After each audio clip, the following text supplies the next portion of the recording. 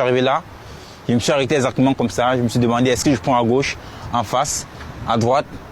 Est-ce que je retourne? Je te dis la vérité, j'étais déçu. J'étais très déçu même.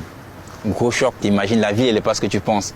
Quand on voit Bordeaux à la télé, t'as vu des grands immeubles et tout, des rues plus grandes, tu vois, ce qu'on voit à la télé, le rêve, là, c'est le petit rêve qui était encore en moi, tu vois. Mais après, très vite, tu te rends compte que la réalité, c'est pas ce que tu penses. Et la nuit, elle est arrivée. Quand la nuit, elle est arrivée, je suis monté là. Quand je suis arrivé, j'avais 16. La destination, elle était Bordeaux dans ma tête. Moi, je me suis dit que je viendrais ici. Je ne connais pas Saint-Brieuc, j'ai jamais connu Saint-Brieuc. Il n'y a personne en Afrique qui connaît Saint-Brieuc pour commencer. Il y a des potes qui sont rentrés avant moi, la plupart ils sont à Bordeaux, d'autres ils sont à Nantes. Voilà, du coup, je me suis dit que, ok, à Bordeaux, il y a la communauté, on est ensemble, on va devoir se retrouver. Du coup, là, on va arriver où j'ai dormi la première nuit. C'est bien là. Hein.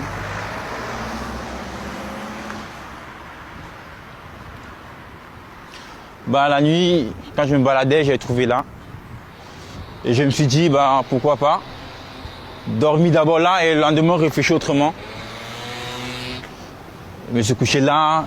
En fait, je me couchais en fonction du courant d'air. Si c'est le vent qui vient comme ça, je vais là. Si c'est le vent qui vient comme ça, moi je viens ici. C'est un peu le rêve qui s'effrite, tu vois.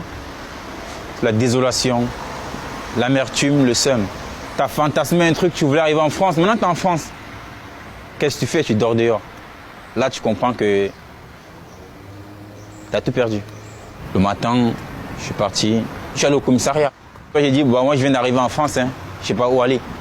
Je ne sais pas quoi faire. Je ne sais pas où dormir. Du coup, après, ceux-là, ils m'ont accompagné au conseil départemental. Là, ils m'ont fait une évaluation, ils m'ont posé des questions et tout. Après, ils m'ont emmené à l'auberge de jeunesse. Et j'ai dormi là 10 nuits. Et après, ils m'ont mis dehors. Ici, c'est un centre commercial où il y a plusieurs boutiques de commerce. C'est ici qu'on passe toute notre journée. Pour certains, ça doit être désagréable de rester là, mais pour nous, on trouve que c'est agréable. Au moins, il y a du monde. Moi, je venais aussi là parce qu'il y avait du wifi aussi. Là, on va quand j'ai été rejeté par le département où je dormais. C'est là que je dormais, là. Moi, je me couchais là. Moi, je rôdais toute la journée, j'étais là devant les champs toute la journée. En soirée, à partir de minuit, 1h, 2h, je venais là, je dormais. Je me levais très tôt à 5h. Et après, je descendais, j'allais à la gare. À la gare pour prendre du chaud. Après la gare, j'entrais à la bibliothèque pour prendre du chaud. Et à midi, je ressortais pour rejoindre certains potes là devant. Et après, c'est ça mon quotidien toute la journée. Chaque jour, je faisais ça. Et en soirée, je revenais là. Il n'y a pas de chaud là. C'est pas couvert, il n'y a rien. Mais sauf qu'il ne pleut pas, c'est tout. Tout ce qui est beau, c'est qu'il ne pleut pas. Moi, je me disais qu'un jour, c'est sûr, ça va finir. Un jour, tout va être bien. Un jour, je vais avoir les papiers, je vais avoir le titre de séjour.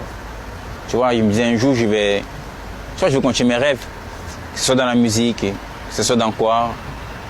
L'essentiel, c'est que je vois. Je veux continuer l'école. Quand j'ai dormi là, 6 nuits, il y a un mec, il m'a dit que ouais, il y a un monsieur qui est aveugle. Il a aidé pas mal de gens comme toi et tout. Et après, ils ont eu des papiers, ils ont trouvé une maison où dormir, ils ont trouvé ci, ils ont trouvé ça. Monsieur Deschamps, c'est un monsieur qui est aveugle. Mais pour nous, on dit qu'il voit parce qu'il est aveugle, mais il fait des trucs que les voyants ne font pas. Il réussit à décanter des situations, malgré que lui-même, il a besoin d'aide. Mais il décide d'aider les autres. Tu vois que le monde, on marche vraiment sur la tête. Quand tu vois des gestes comme ça, tu n'oublies pas la personne. Ça, c'est sûr. Après, il m'a dit, ok, mercredi, il faut que tu ailles à Asti. Tu dis que tu viens de la part de monsieur Deschamps et du coup, ils vont te trouver un logement et tout. Voilà. Le jour J, je suis allé. Et là, j'ai vu une dame là-bas, Lucie. Merci à elle d'abord, parce que j'ai dormi la première nuit chez elle. Ma plus belle nuit que j'ai passée en France, c'est chez elle. C'est la première nuit où je dors au chaud. Je faisais un bon lit très grand et tout. Chez elle, j'ai fait 10 jours, 2 semaines avant de changer de famille. Là, j'ai commencé à changer de famille de temps en temps. J'ai 8 familles au total. Quand tu vois la vie que tu mènes, il n'y a pas d'avenir. Si tu n'es pas quelqu'un, derrière quelqu'un, si tu ne connais pas un tel, pour avoir un travail, si tu ne connais pas un ceci, tu vois, c'est un peu le merdier, c'est un peu la merde, tu vois. Ouais. Moi, j'ai décidé de partir, d'aller essayer ailleurs, comme tout le monde. Ouais. Il n'y a pas que nous qui allons essayer ailleurs, tu vois. Il y a aussi les Américains qui vont essayer ailleurs. Il y a aussi des Français qui vont essayer ailleurs. Des Belges qui font pareil, ils vont essayer en Allemagne. C'est pareil. Là, je suis parti.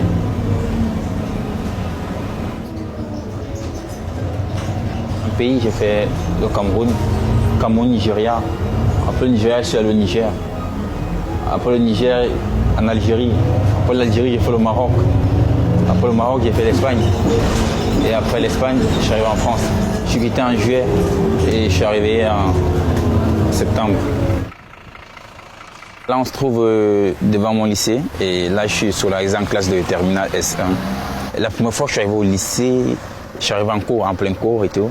Et là, il y avait des gens, ils ont vu une nouvelle personne, une nouvelle couleur et tout dans une classe. Ils n'ont pas trop compris pourquoi et tout. Ils voulaient bien me connaître, tu vois. Mais ils ont été très accueillants. Ça, c'était un truc de ouf. Si je rentre dans une salle qui est vachement équipée, multimédia, où on projette le locaux au tableau, on distribue les locaux. C'est plus comme chez nous, où tu vas photocopier avec tes propres sous. C'est où j'ai compris vraiment que, ouais, ça c'est l'Europe, ça c'est la France. Ça. On voit la télé, mais là, j'ai vu la réalité. On a dit, ton fils, il est parti prendre la Méditerranée. Tu le reverras plus jamais. Il va mourir. Tu vois, des trucs comme ça, on disait à ma mère et tout. À ma grande sœur, on disait, ton petit frère, il va mourir. J'ai trop envie de rentrer. Pour dire à ces gens que je ne suis pas mort, je suis vivant, regardez-moi. Et je viens de temps en temps sur le port pour souvent diluer mes idées. Parfois, j'étouffe. Parce qu'il y a parfois, tu penses aussi à ceux qui sont chez toi, tu vois, tes parents, tes proches, tout ça, ceux qui te manquent. Et bah t'es pas bien et du coup tu essaies de marcher pour chasser ça en fait. Et après je rentre chez moi, je suis tranquille. Et là tout va bien.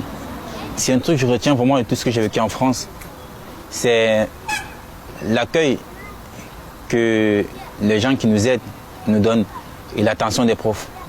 Les professeurs vraiment ils font un travail de ouf. Ils font un travail très formidable, un travail de malade. Du coup j'aimerais bien leur rendre hommage.